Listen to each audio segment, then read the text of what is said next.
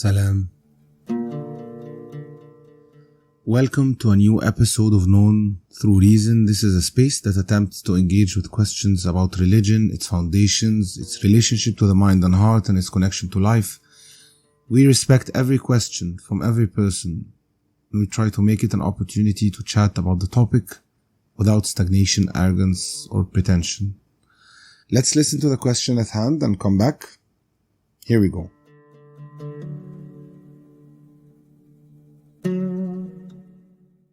Your podcast is named Known Through Reason. So I wanted to ask if God is known through reason or known through revelation.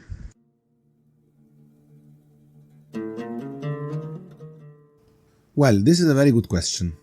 The Egyptians say in the proverb, ربنا عرفوه بالعقل. Our Lord is known through reason. And this is a proverb that actually indicates the glorification and respect for the reason. As if one is saying, when he hears something extraordinary, crazy, unreasonable, he says, come on, respect my intellect, respect my mind.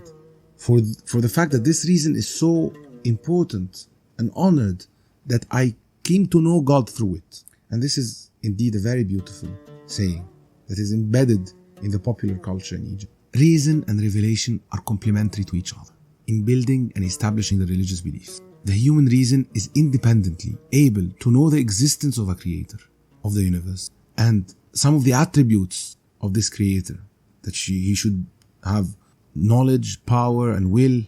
And then the revelation comes and teaches us his beautiful name and sublime attributes and what he entrusted us with and will hold us accountable for. And it tells us about the unseen world of angels and the afterlife and heaven and hell. So they are complementary in building the religious tenets of belief.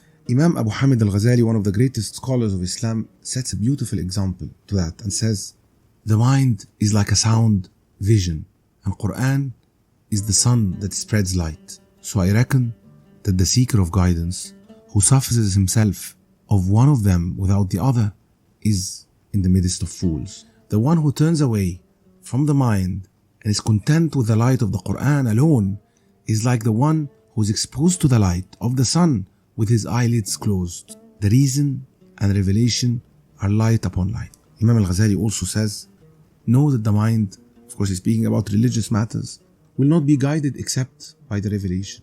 And the revelation is not made clear except by reason. The reason is like the foundation and the revelation is like the building. The foundation will not suffice unless there is a building. The building will not stand without foundation. So the foundations of belief are known through reason. And then what is afterwards, from what more can we know about God and what he intended of us, what he wants us to do, whatever, is known through revelation. He continues to say, Imam al-Ghazali, also reason is like sight and revelation is like a ray. And the sight will not avail unless there is a ray from outside. And the ray will not avail unless there is sight. This is why Allah subhanahu wa ta'ala said in the Quran, there certainly has come to you from Allah a light and a clear book, through which Allah guides those who seek His pleasure to the ways of peace, brings them out of darkness and into light by His will, and guides them to the straight path. Imam al-Ghazali continues, also the reason is like a lamp and the revelation is like the oil that supplies it. Old lamps that were oil powered. So if there is no oil, the lamp will not be. And if there is no lamp, the oil will not emit light. And this is light upon light. So revelation is reason from without. And please contemplate in his words. So revelation is reason from without. And reason is revelation from within. They are mutually reinforcing. They are united. And because the revelation is a mind from outside, Allah subhanahu wa ta'ala deprived the disbelievers the name of reason. In more than one verse in the Quran, he said they are willfully deaf, dumb, and blind, so they have no understanding. And because the mind is a revelation from without, Allah subhanahu wa ta'ala gave the name of deen to call the product of the mind. He says subhanahu wa ta'ala, so be steadfast in faith, in all uprightness, O Prophet, the natural way of Allah, which He has instilled in you. Okay, this فطرة الله التي فطر الناس عليها, the state of creation where people are created with their capacity of minds, the initial state of their creation. Okay? Let there be no change in the creation of Allah. That is the straight path. ذلك الدين القيم. This is the true religion. Okay? فأقم وجهك للدين حنيفا فطرة الله التي فطر الناس عليها لا تبديل لخلق الله ذلك الدين القيم. So he called the mind religion. And because they are united, he said in the Quran, نور على نور, light upon light, meaning the light of the mind and the light of the revelation. These were the words of Imam al-Ghazali. And because the reason is very necessary and central in acquiring and understanding and knowing and practicing religion, the religious discourse was directed only to the mindful, to the reasoning individuals. They say العقل حد التكليف. The reason is the border of accountability in Islam. No reason, you don't have this capacity. People who are having serious mental issues that they cannot understand and comprehend, people who are in coma, people who are not accountable, are not held accountable in Islam. Therefore, the Quran said, describing the infidels, وَقَالُوا لَوْ كُنَّا نَسْمَعُ أَوْ نَعْقِلُ مَا كُنَّا فِي أَصْحَابِ السَّعِيرِ. Only if we have been able to listen and to reason, we wouldn't have been among the people of hellfire.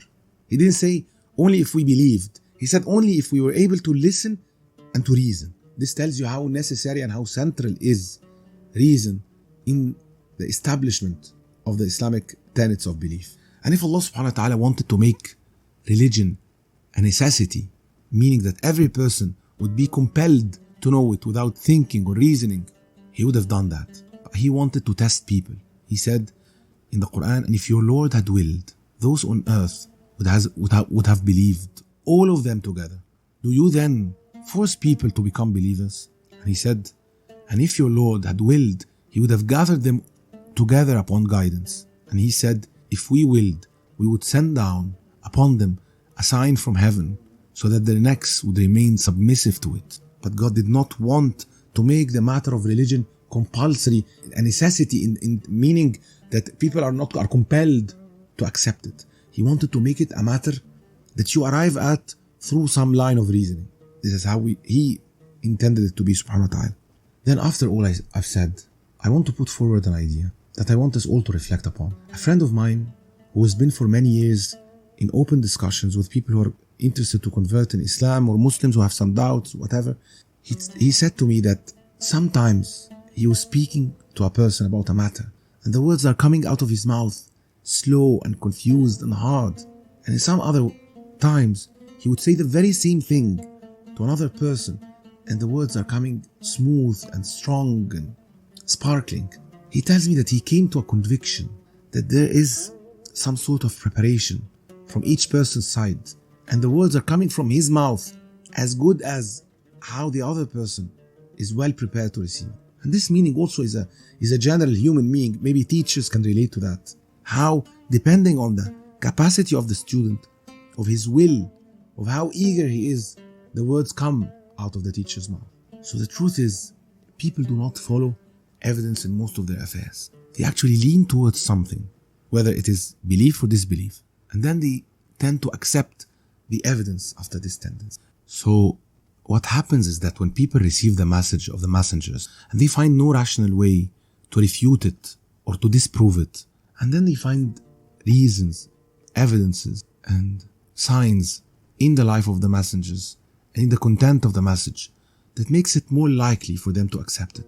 And because also the matter is very important, because if those people were right, and if there's an afterlife, and if there's an eternal reward or punishment, it's a matter too serious for people to overlook. So when they comprehend all that, they lean towards accepting the message. And once they do, the process of reasoning, the foundation to accept religion, to arrive at religion, is done its part.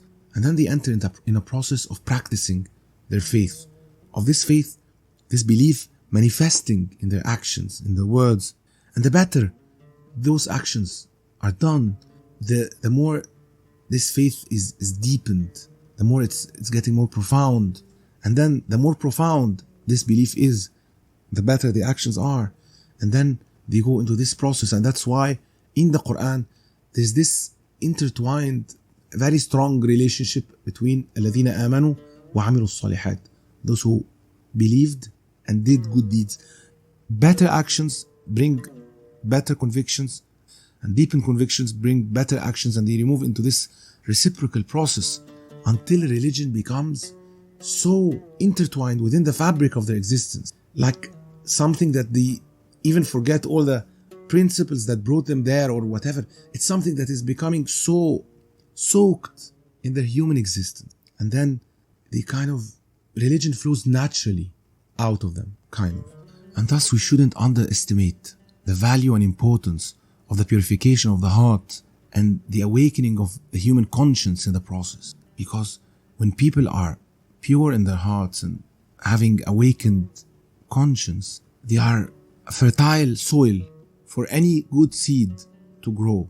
So when people are good, when people are pure, and when they receive the message, and when they look through reason and contemplate in the content of the message, they have this leaning towards accepting it.